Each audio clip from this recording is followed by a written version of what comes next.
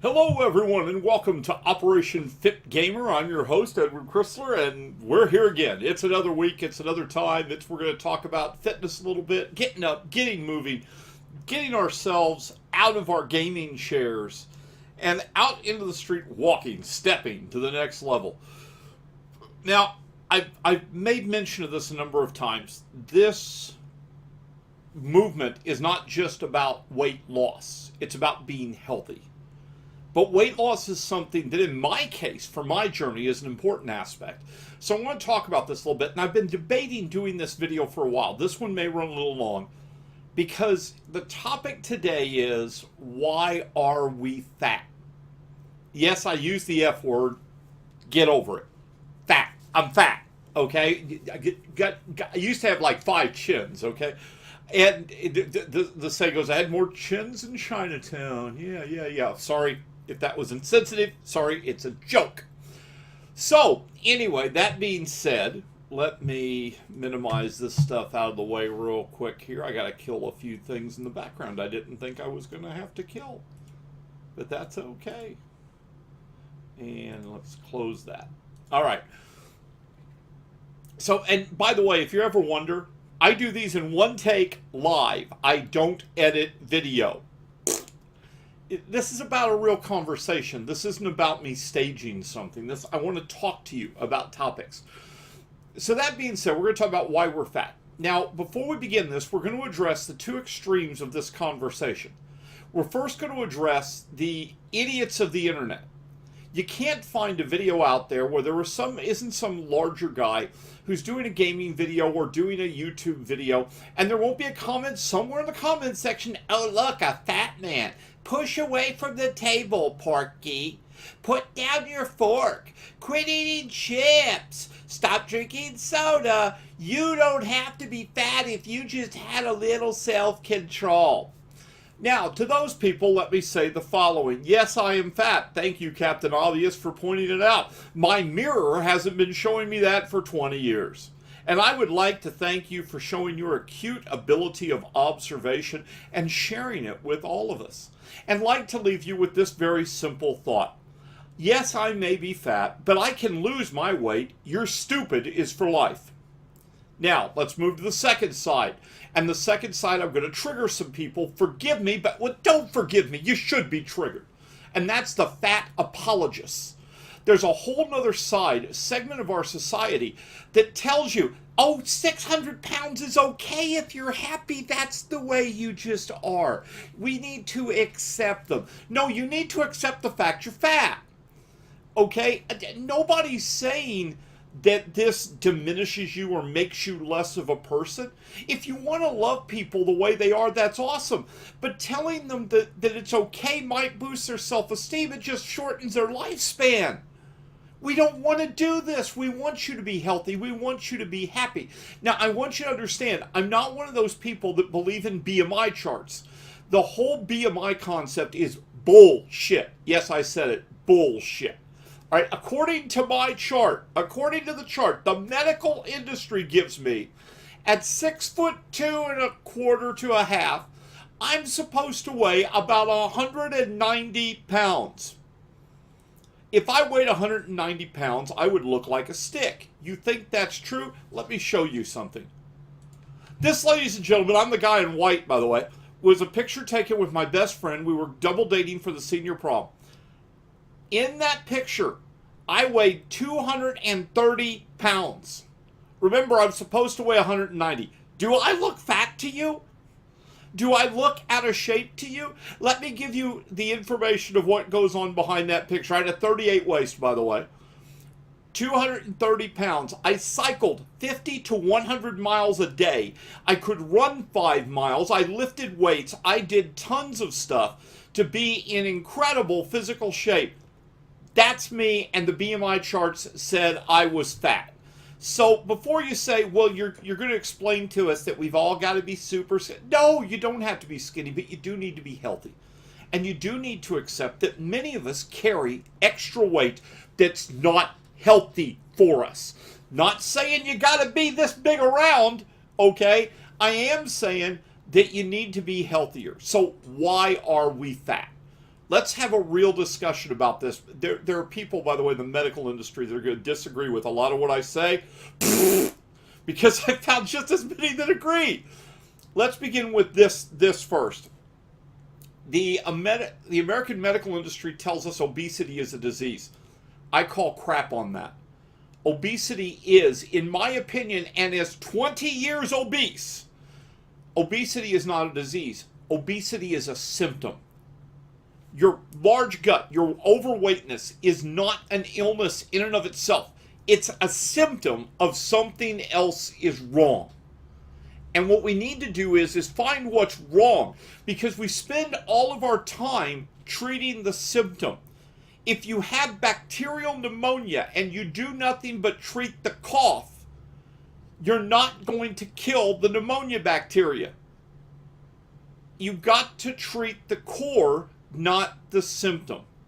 So let's begin with some of the reasons why we're fat. And we're not going to dive deep, but we want to cover some basic things to give you some understanding. And maybe this will help you, because this helped me as I learned this over the years. First, physical. There are physical issues that can cause obesity. There are glandular issues, hormone issues. There is physical disabilities or limitations in movement that can cause it to be difficult for you to get up and move. There are actual physical things that can cause obesity. But remember, the obesity isn't the problem. It's these physical issues that are creating the obesity. We've got to deal with them first. We've got to identify them and deal with them before we can move on. In the case of glandular with hormones and stuff, it's a chemical treatment, for God's sakes. You can take a pill and actually begin to lose weight. I know people that have done this. Psychological issues create, probably, in my experience, the largest number of obesity cases. There are psychological reasons why you eat. They can range from, and I'll admit this, I'm a psychological eater. What I mean by that is this: I eat for two different reasons other than food intake. I eat when I'm bored, which is a lot, and if you can't tell. And I eat when I'm emotional, especially when I'm depressed. When I'm depressed, I eat. Be surprised how many depression eaters there are out there, how many bored eaters there are out there. And it could be all sorts of things. It could be things from our childhood.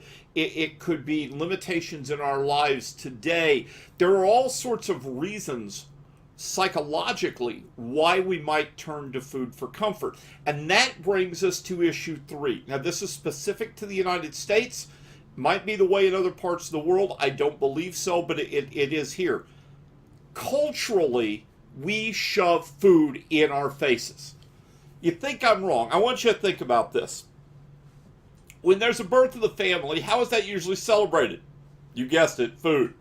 When there's a death of the family, food. When there's a marriage, food. When there's a divorce, you go out with your buddies. Before you get married, you go out with your buddies or your friends. There's food associated with all these things. But there's more. You had a great day at work. How do you celebrate? You go home, you take the family to dinner. Food. You had a bad day at work. You go home, you mourn into an ice cream, box of chocolates, or you go out to dinner. Food. You go to a LAN party, and yes, I just did this. Food. Everything in our lives in North America, church, food. Everything revolves around food. You go to AA to get off alcohol, to get off drugs, food. They feed you donuts, for God's sake. Everything in our lives, in North America particularly, revolves around food. And it becomes worse when you realize that we as a society are food wealthy. Our portion sizes, by definition, are obscene. Okay? If you go into McDonald's and you order a meal, a kid's meal is many times enough food to feed 2 people in many underdeveloped countries. Think about that for a minute. 2 people. In most other countries, it's a little more than a single helping of food. And yet, in North America, the majority of us will go into McDonald's, and what do we order? Double quarter pounder with cheese. Yes, make the fries large. And while we're at it, I want an extra regular double cheeseburger but I want a diet soda. Culturally, we push food at people. And the result of this, are we surprised, is obesity. We planet-wide, and well, maybe not planet-wide, but definitely in the developed nations-wide, we become less and less physically active throughout the day, but our portion sizes are still large. We culturally shove food at people. We don't have enough psychological care to help people understand psychological eating disorders. We don't have enough health care that actually focuses on the physical eating disorders. They instead spend all their time focused on the fat. Oh, you're fat. That's why you're sick. You're fat. You just need to lose some weight. You're fat. Why am I fat? Well, if we lose the weight, we can solve the problem. No, you can't. You have to understand that first you got to find the problem. Then we can solve it. That's something we're doing here with Operation Fit Gamer. We're helping each other as we go through this journey. If weight loss is part of your journey, talk with somebody. Go see a psychologist. Go sit down with your doctor. Find out why the weight has come on, what the weight has done, and then find out how you get healthy. Now, some of you are going to point out, but Ed, now you're just going to tell us you want to get back down to that weight like you were. No. If you listen to my goal video, you'll understand. I was 230 pounds then. I'm settling for 250. Because at 250, I still feel great. I still will look great. And the feel great, by the way, is what's really important to me. And that's where I'm heading. That's what I want to do. That's what I want to help all of you do. I'm looking at the time here. I don't want this video to run long because I'm scared it's going to. This is an important topic to me because I think we culturally don't look at it correctly. It's not as simple as pushing away from the table as the morons would have you believe. Think about this for a minute. Food addiction, by the way, is a real thing. If you're a drug addict, an alcoholic, or a smoker, and you decide you want to kick the addiction, how do you do it? The way you do it is you get away from the addiction. A smoker won't care. A smoker who has quit, a smoker who is a tobacco addict and who has given it up, will not carry a pack of cigarettes with him. An alcoholic will not go into a bar. A drug user will not hang out with friends at a crack house. And there's a reason they won't do that. Because when the temptation is placed in front of them, it becomes more than willpower. It becomes next to impossible sometimes to stop yourself from going and just doing one. But one isn't enough. One leads to 20, and the problem starts again. Now imagine a food addict. How do you tell a food addict you can't eat? You can't do it. There's no way to stop a food addict from having food, because guess what you need to live? You need food. So these people that are so stupid, and they're just morons because they don't think through what they say. These people that say it's just a matter of willpower, push away from the table. You know what, dude? You push away from the table for 2 weeks. For 2 weeks, you can't have nothing but rice cakes and tell me how happy you're going to be. All right? You can't do this. It's not that simple. So again, we're back to find the cause. Once you find the cause, once you identify the cause, now moving forward becomes easier because you can learn coping mechanisms. For me, it's walking. I get up and I walk every day. I get out and I move. When I get bored, I strap on my walking shoes and head out the door. I might do a block. I might do 6. It doesn't matter. I walk until the craving is past, and then I can come back in. Or I get online with my friends and I play some video games, and the craving passes. This is how you have to deal. You have to find the cause and learn how to deal with the cause. Once you achieve that, weight loss just happens, and you become healthier. This is all about decisions. We've talked about this already. This is all about decisions. So I hope this helps a little bit. I hope this helps you learn to ignore the idiots on both sides of the aisle. Look, if you are happy at a larger weight and you're physically active, more power to you. I think more power to you. If you're physically active, if you've got a good resting heart rate, if your blood pressure is good, if your blood sugars are good, if you're healthy, more power to you. But if you're 4, 5, 600 pounds, don't tell me you're healthy, because I know better. I've been there. You're not healthy. Don't tell me you're active. Don't tell me you're doing things. And for the apologists out there, quit trying to kill these people, because that's what you're doing. When you tell someone that's 600 pounds that can't walk to the bathroom that they're okay the way they are, you're trying to kill them. I don't want you to die. I want you to game with me. I want you to get excited with me. I want you to share it with other people and take this passion we have for PC gaming and share it and get more kids involved and get more other adults involved, and just everybody can get to have some fun, and we can do it while feeling better. So if you think you have to be upset with me because I use the term fat apologist, I use the term fat, I use the term obese, and you're not going to be at this channel anymore, I'm sorry to see you go.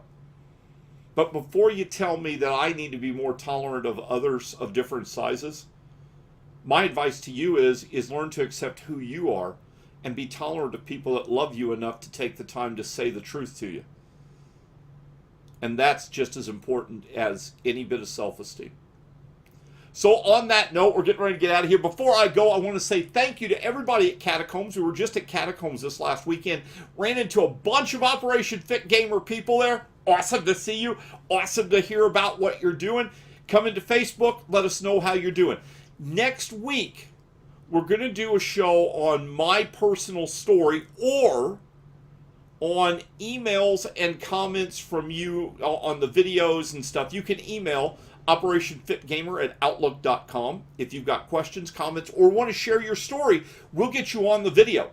We'll get you in Skype and get you on the video to tell your story, because you have to tell your story. I can't tell it.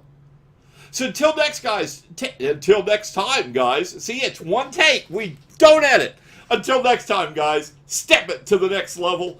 I'm Ed Chrysler, and you're watching Operation Fit Gamer. See you soon.